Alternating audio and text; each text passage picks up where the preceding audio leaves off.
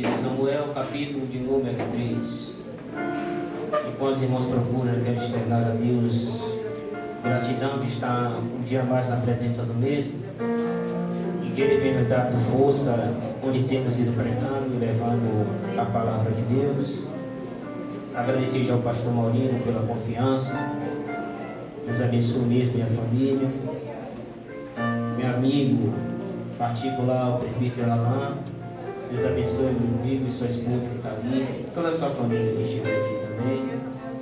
Aos ouvintes da minha retaguarda, pastor Rivaldinho, Deus abençoe. Tem alguns amigos que me acompanham, outros não puderam vir por questão de trabalho e nas suas igrejas, mas me acompanha ali meu amigo Udney, a Levita Lídia, meu amigo Luciano. Se eu esqueci de alguém, me perdoe. Mas vamos encontrar 1 Samuel capítulo 3. Amém. Então vamos ler um verso que é o de número 3. Vamos ler que diz assim: estando também Samuel já deitado. Diga comigo, deitado. Antes que a lâmpada de Deus se apague. Diga comigo, antes da lâmpada de Deus se apague. Só até aí, pode sentar.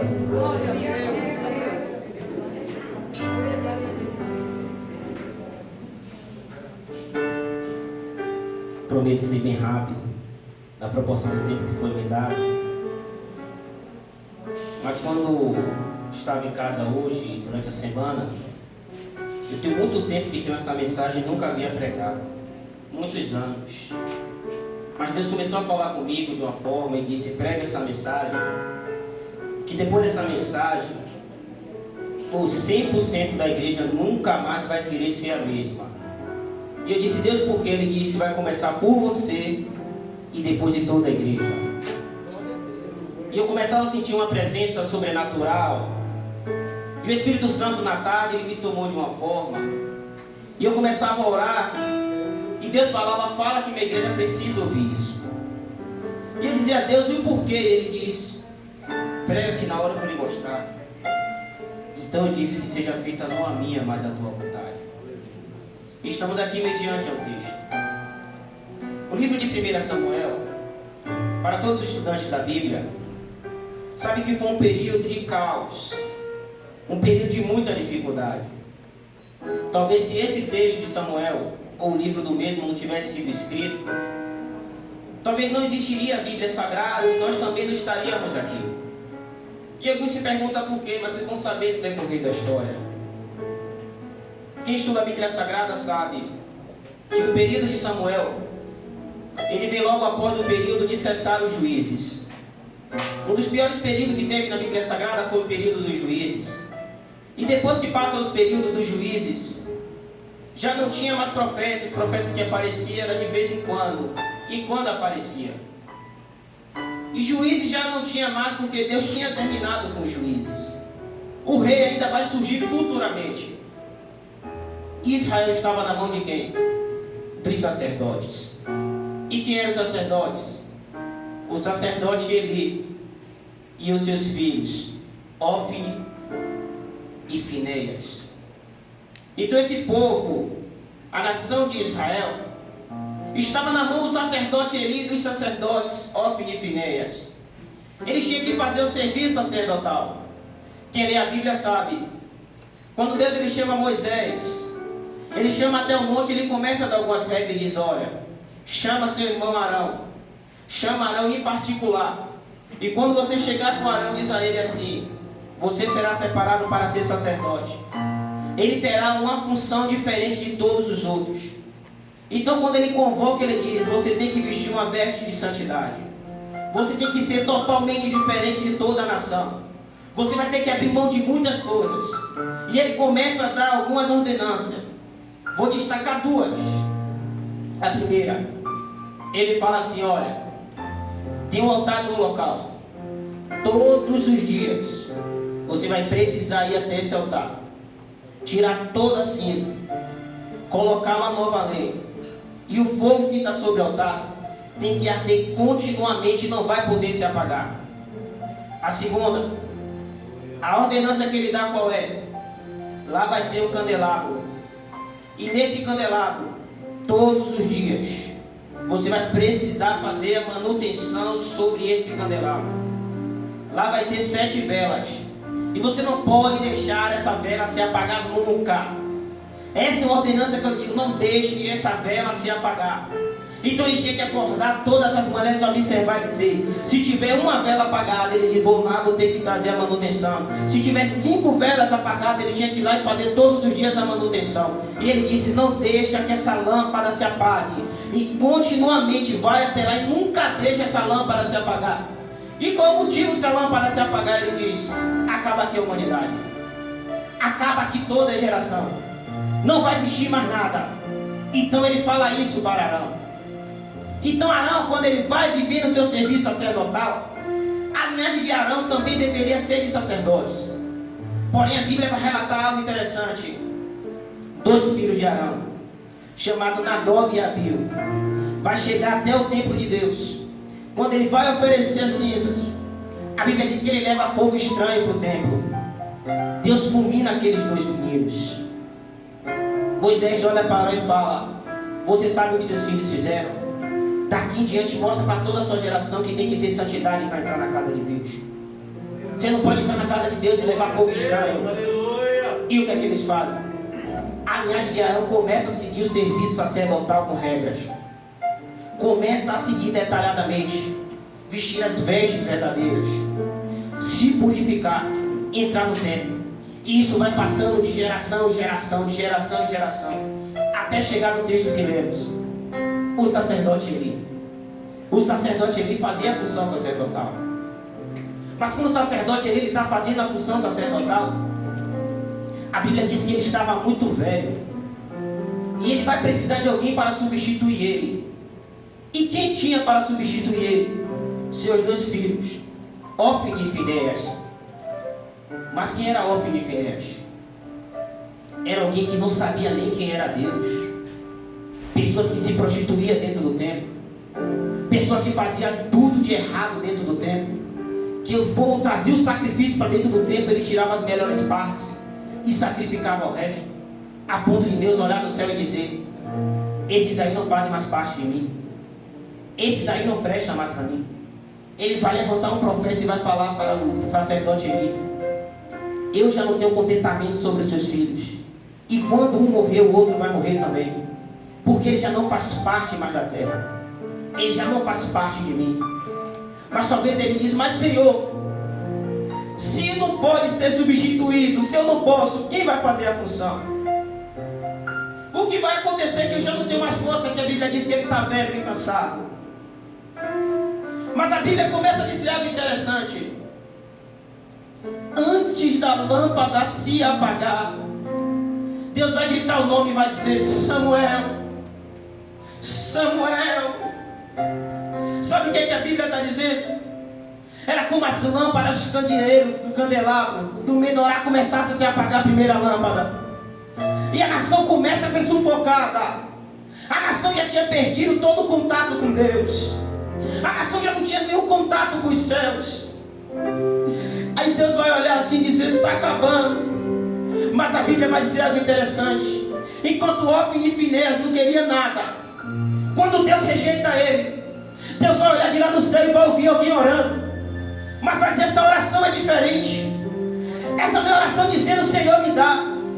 Essa oração não é dizendo, Senhor me dá, senão não vou te obedecer mais. Senhor me dá, senão vou sair da igreja. E ele começou a dizer, essa oração é diferente. Não era uma oração ingrata. Era uma oração dizendo assim, ó, Senhor, aquilo que eu mais preciso de valor que eu quero, eu não quero para mim, mas eu vou lhe dar, Senhor, de todo o meu coração, meu Pai. E ele diz, ele ouve a oração de Ana dizendo, eu sou estéril, eu não posso ter filho, eu sou perseguido, eu sou humilhado, mas aquilo que eu mais preciso hoje não é mais importante do que lhe dar aquilo que eu quero, Senhor. Hoje eu pego o meu sacrifício, eu pego o meu Samuel e entrego todos os dias no templo. E eu acredito quando Ana tem um filho, que Deus concede o filho para ela. Eu já imagino Ana olhando assim, dizendo: eu gerei um filho, era o que eu mais queria na minha vida, mas não é o mais importante. O mais importante é eu pagar o meu voto. Eu acredito que Ana se levanta, assim que o filho desmama, ela vai até o templo, bate na porta, e quando ele levanta, ele diz: quem é que já está chegando para trazer o sacrifício de boi, para trazer o sacrifício de pomba? Mas quando ele abre a porta, vai ter um sacrifício que é diferente.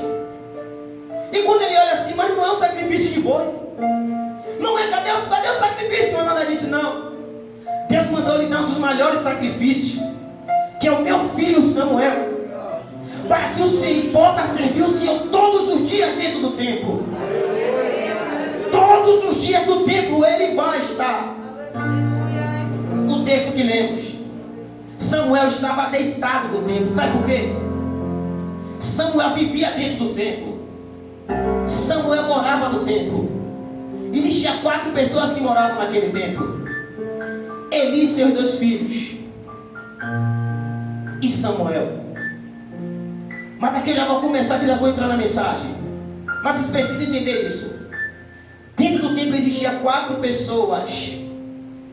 2 não conheciam Deus, não sabia quem era Deus. Ele sabia quem era Deus antigamente, mas na atualidade ele não sabia mais quem era Deus, não entendia nem a voz de Deus. Estava dentro do templo todos os 3, e nenhum dos 3 já ouvia a voz de Deus mais. E o 4º personagem, e aqui eu começo a pregar, o 4º personagem também não conhecia Deus. Samuel não sabia quem era Deus.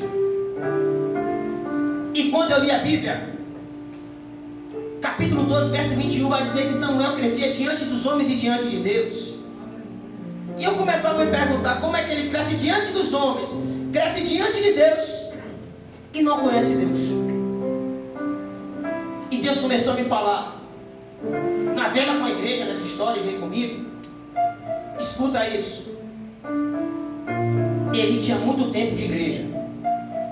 Ele era o sacerdote, mas o sacerdote já não ouvia o que Deus tinha que falar. Ofni e Finéias moravam dentro do templo, mas nunca conheceram a Deus. E Samuel vivia dentro da igreja, vivia com a vida de santidade, renunciando ao pecado, ia crescendo diante do homem, diante de Deus, mas nunca tinha ouvido a voz de Deus. E eu começava a me perguntar: como é que pode isso? Aí Deus começava a me dizer: existem 3 tipos de pessoas dentro da igreja, pelo menos dessa história.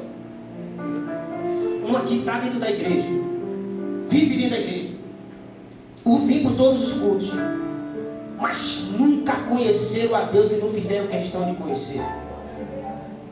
A segunda, conhecia a Deus quando era mais novo, mas o tempo foi passando, se acostumou.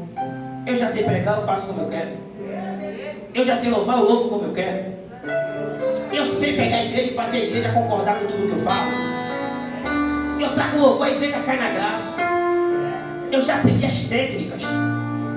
Era o sacerdote ali. E Samuel é aquela pessoa que chega na igreja, abre mão de tudo, de todos, busca a presença de Deus, mas ainda não teve um contato de intimidade com o mesmo. Eles moravam no templo, viviam dentro do templo, mas não conhecia a Deus. E Deus começava a bradar no meu coração e falava: começa a despertar a minha geração, porque já não tem mais juiz. E o mundo sem juiz fica desordenado. Imagina um país sem governo, onde ninguém obedece lei nenhuma. As leis foram feitas para não ter um caos no mundo. E é assim que o povo estava vivendo. Imagina que não tinha profeta, o profeta quando vinha uma vez ou outra. Então o povo já não ouvia, não sabia quem era Deus de verdade. E Deus começava a olhar do céu e dizer: os sacerdotes que deveriam me servir não me servem.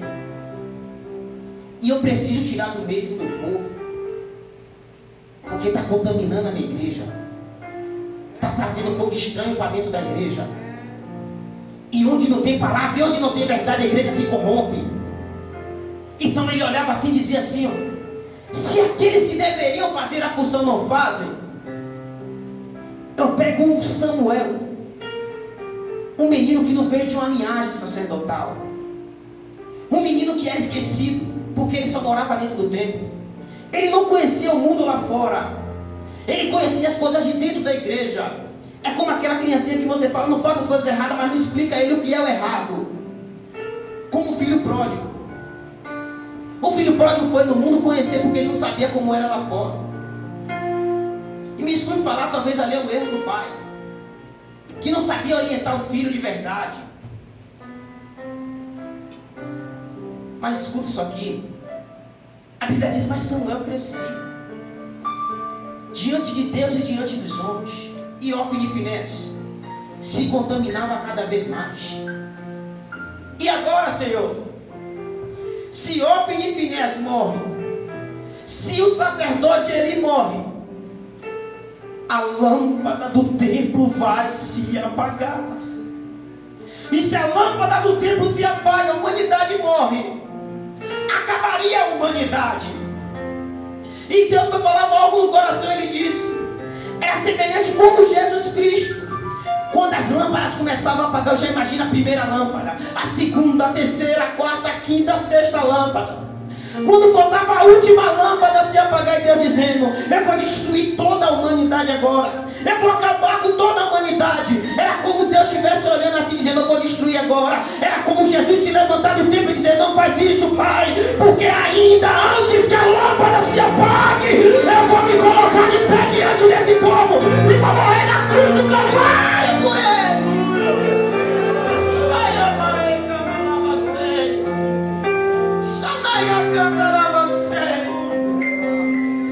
Antes da lâmpada se apagar, Deus vai levantar um Samuel que vai olhar para uma geração corrupta, uma geração que já não prega mais a verdade, uma geração que não quer mais saber de Deus, e vai olhar e vai dizer: olha, se você sabe que o céu existe, o inferno também existe.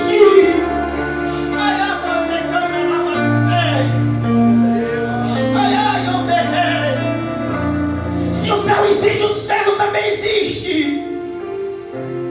Mas estamos prosseguindo para uma geração que está correndo e pulando no inferno. E as pessoas estão brincando de pregar. As pessoas estão brincando com o evangelho. Aonde fala o evangelho te mostra que você tem que ganhar o melhor dessa terra. Mas de que adianta ganhar o mundo inteiro e perder a sua alma? São um evangelho vazio, onde as pessoas esquecem de falar quem é Jesus de verdade, mas procuram dizer: vem para a igreja que você vai ser rico, vem para a igreja que você não vai ter sofrimento. Mas se eu pegar a minha Bíblia e ler de Gênesis, Apocalipse, imagina eu perguntando para os discípulos: o que você ganhou servindo a Cristo? Um vai olhar e vai dizer: eu fui perseguido, eu fui morto, eu fui apedrejado. E a minha geração quer que você ganhe seguindo a Cristo. Eu ganho vários seguidores no Instagram, Facebook, seja o que for. Eu ganho a multidão que me aplaude. Eu ganho a multidão que me persegue.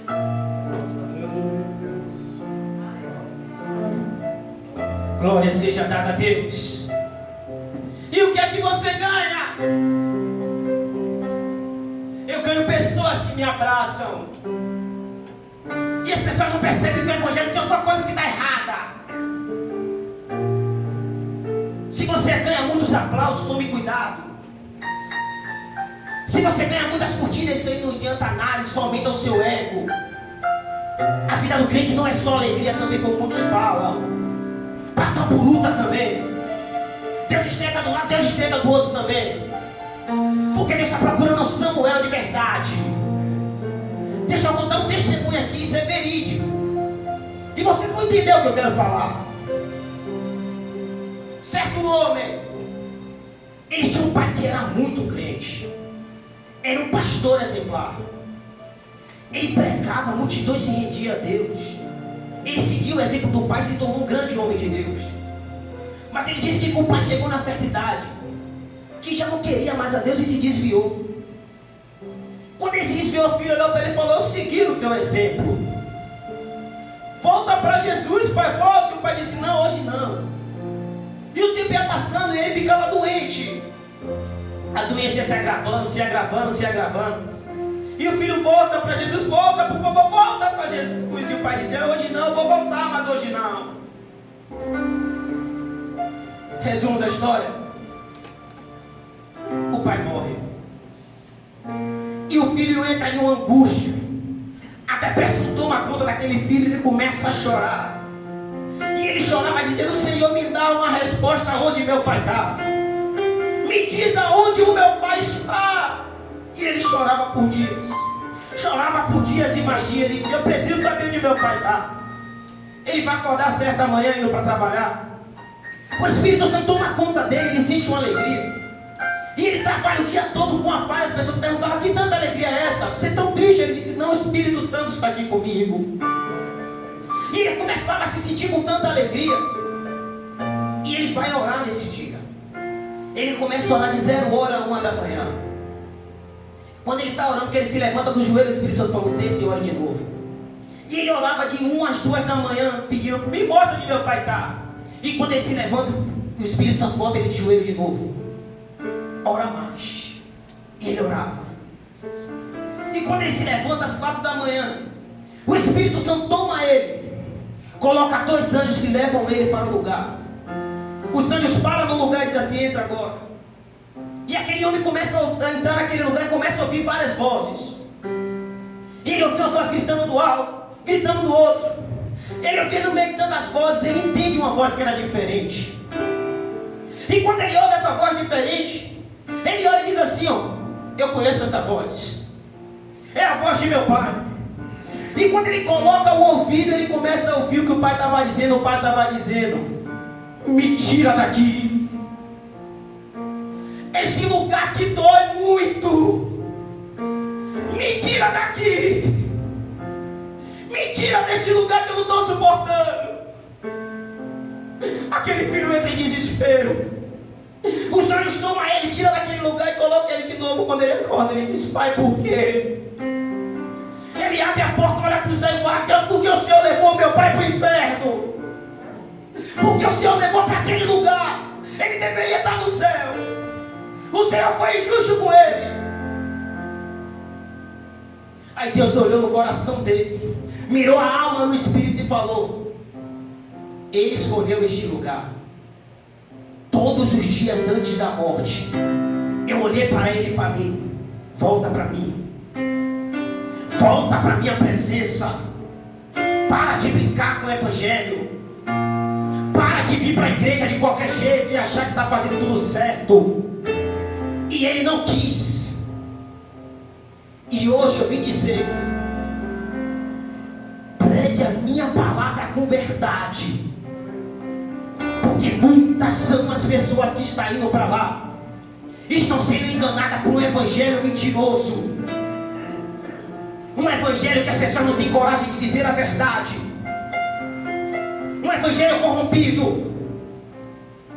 E Deus levou aquele homem lá para o futuro, só para ele entender uma coisa: para com essa balela que as pessoas têm o costume de trazer para nós. Conforta o teu coração que fulano de tal está com Deus. Se você não quer, se nós não queremos que nosso parente vá para o inferno, prega Jesus para eles. Para de pensar em cada um em nós mesmos. Temos que parar com esse evangelho egoísta. Senhor, me dá. Senhor, faz isso por mim. E quando a pessoa está no leito da sombra da morte, quer que aceite a Cristo. Que evidência temos que o último suspiro pode levar alguém ao céu? Se ela teve uma vida toda para aceitar e viver uma vida em santidade. É uma palavra que nós temos que refletir e entender. Ele vivia dentro do templo. Ofni e Finéias vivia dentro do templo.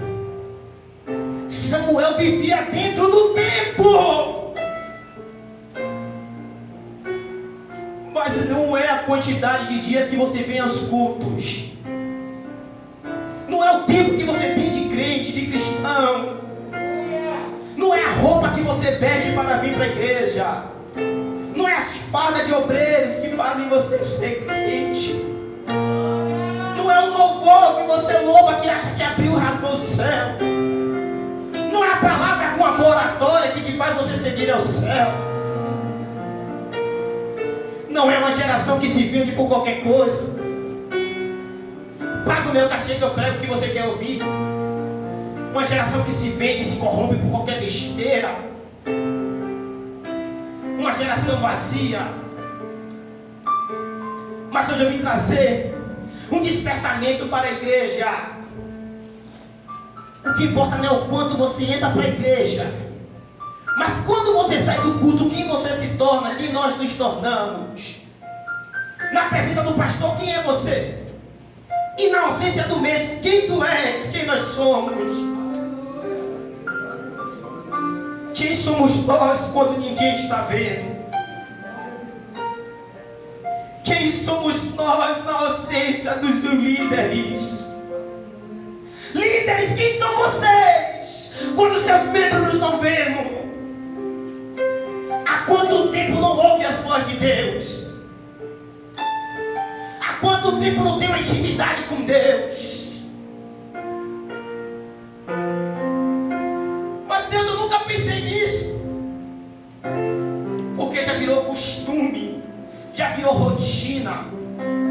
Botar uma roupa, pegar a Bíblia, colocar debaixo do braço, dobrar o joelho, se levantar, cultuar a Deus, da forma que quer ir para casa e dizer, dever cumprir.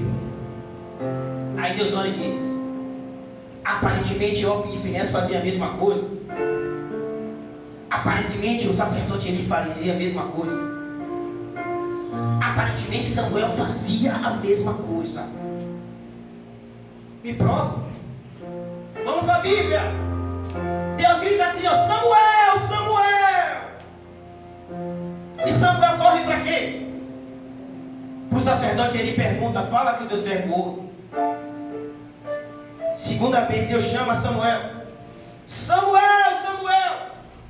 Samuel corre para quem? Para Eli novamente e diz, fala que o teu servo ouve. Deus chama ele pela terceira vez. Samuel, Samuel. Samuel corre para Eli e não entende que voz estava chamando ele. Mas espera aí, daí ele não vivia na igreja. Ele não está o tempo todo na igreja porque não conseguiu diferenciar a voz de Deus para a voz do homem. Mas ele nasceu na igreja, ele foi entregue para viver eternamente dentro da igreja. Mas Deus chama Samuel e ele não sabe quem chama ele. Ele não sabe que era Deus chamando, porque senão ele de primeira falaria, não fui eu, foi Deus. Ele também estava dentro da igreja, mas já não ouvia há muitos anos a voz de Deus. Samuel! Samuel! Eli, por que me chamas, Eli? Por que está me chamando, Eli? Mas ele olha, não sou eu que estou te chamando, eu não lhe chamei. Não sou eu que estou te chamando, não. Vai dormir, menino, para de brincadeira. Aí Deus vai chamar pela quarta vez. Terceira vez, para ali. Ele diz assim, olha, se essa voz te chamar de novo, senta na cama, olha para o céu, se ajoelha e diz assim, ó, fala que o teu servo ouve, Senhor. Fala que o teu servo ouve. Eu acredito que o coração do sacerdote ele começa a palpitar e dizer, olha, o Senhor voltou a falar aqui na casa. Mas ao mesmo tempo ele entra uma tristeza e fala, mas ele não fala mais comigo.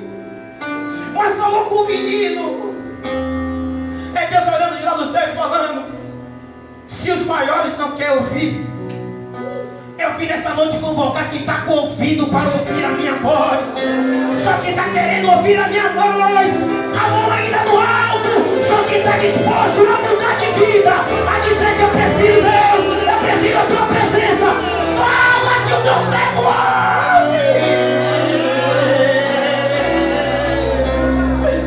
Ai, onde canta lava sério. Ai, onde cala, onde é sério. Fala que o teu servo ouve. Onde cala, onde é sério. Quando falastes, não endereçais os vossos corações, mas ouve o que Deus está bradando na nossa alma aqui. Vem para uma intimidade comigo, vem.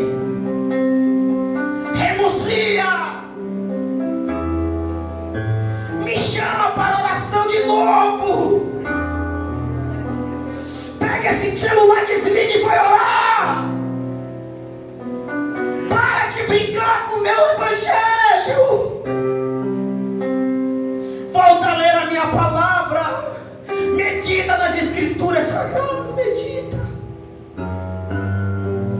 Para de viver com esse evangelho meia boca. E depois olhar para Deus e achar que tem direito de falar: por que, Senhor, o Senhor fez isso? Quem somos nós para estar indagando a Deus? Porque nós indagamos a Deus, mas não lemos a parte que a Bíblia diz: do que se queixa o homem vivente, se não dos seus próprios pecados. Quando pecamos, ninguém lembra de falar a Deus: Deus, eu vou pecar ali. Mas depois que peca, que vem as consequências, esquece de onde veio. Aí Deus fala: para de brincadeira. Para de fazer as coisas de qualquer jeito. Pregue como fosse seu último culto. Louve como fosse seu último culto. Ainda que seja a sua última oportunidade.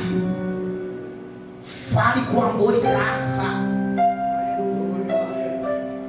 O homem pode arrancar o microfone de sua mão, mas eu conheço um Deus que abre a fronteira e dá milhões de lugares para você ir pregar. Homem nenhum tem poder de calar a sua voz. Eles podem tapar a sua voz dentro de um templo, mas Deus, ele abre o cenário em um campo e diz: vai, fala da minha palavra.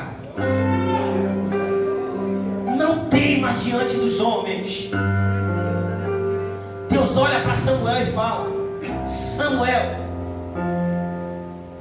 o primeiro ministério que eu vou te dar é: conserta a nação de Israel.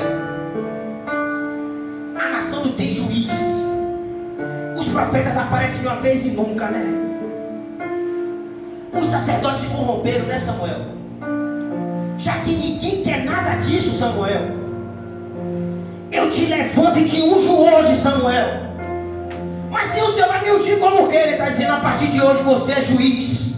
A partir de hoje você é profeta. A partir de hoje você é sacerdote. Aquilo que ninguém quer, Deus está dizendo: se eu achar o Samuel hoje eu vou derramar. Aquilo que ninguém quer sentir, Deus está dizendo: se eu achar o Samuel eu vou derramar. Aquilo que ninguém quer, Deus está dizendo: eu estou derramando aqui nessa noite hoje. Só para aqueles que querem ter cheio da presença. Sinta a presença dele, vai. Saiam de rei. Saiam de candelabra sério. Sinta o que eu estou sentindo aí, vai. Sinta a presença do Cordeiro de Deus. Sinta. Saiam de rei. Oh, presença do Eterno. O Eterno desceu aqui nessa noite. Saiam de candelabra sério. Que presença é essa, meu Deus? Que presença é essa?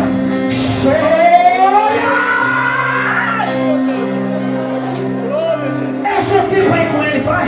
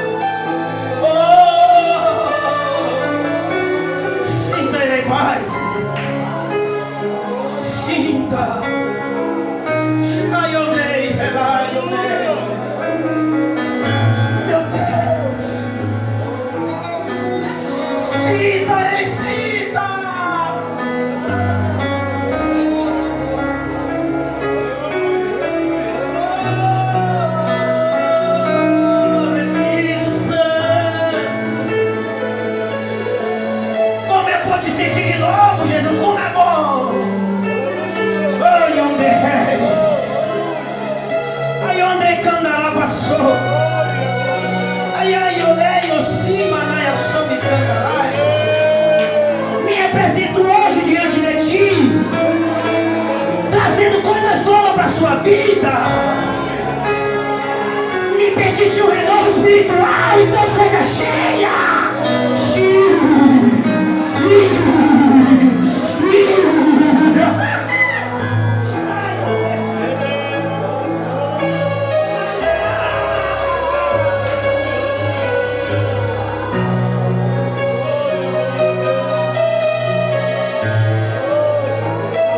E o Espírito Santo bailando aqui em cima. Que presença é essa? Meu Deus!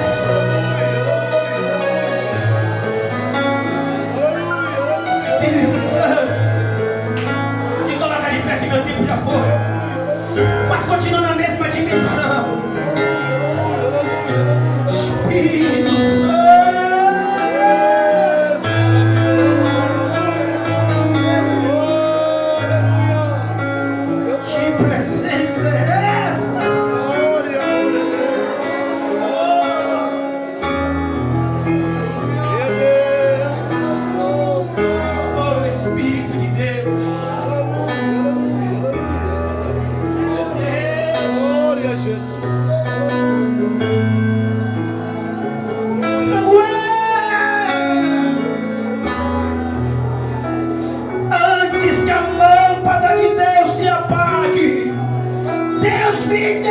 Te levantar e dizer: eu conto contigo.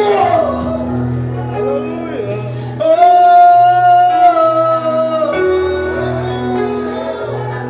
Espírito Santo. Aleluia, Deus. Glória a Jesus. Louvado seja Santo. Mas terminando, pastor Excel, prometo. Aleluia, aleluia, aleluia.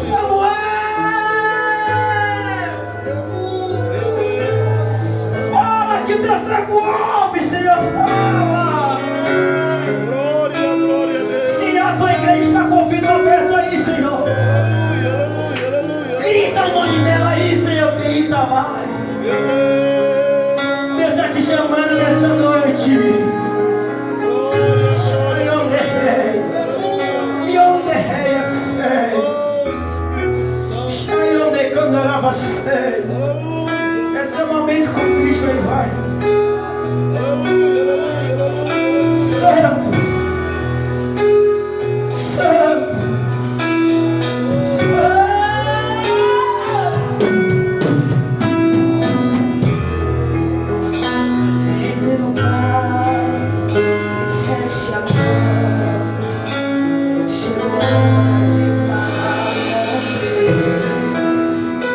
Dobra o joelho e sinta a presença.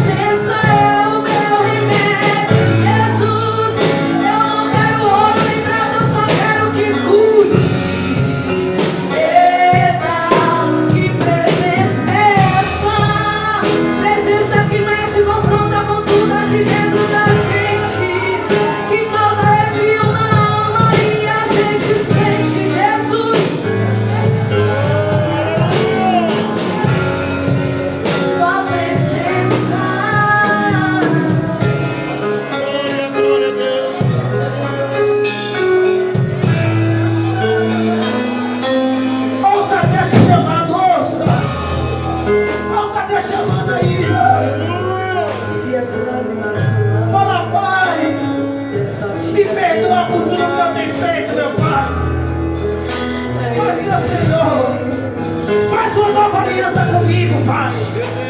Nós precisamos de uma nova aliança contigo. Talvez estávamos com nossa aliança quebrada, mas o tempo fez o que conosco. E nós acreditamos que está voltando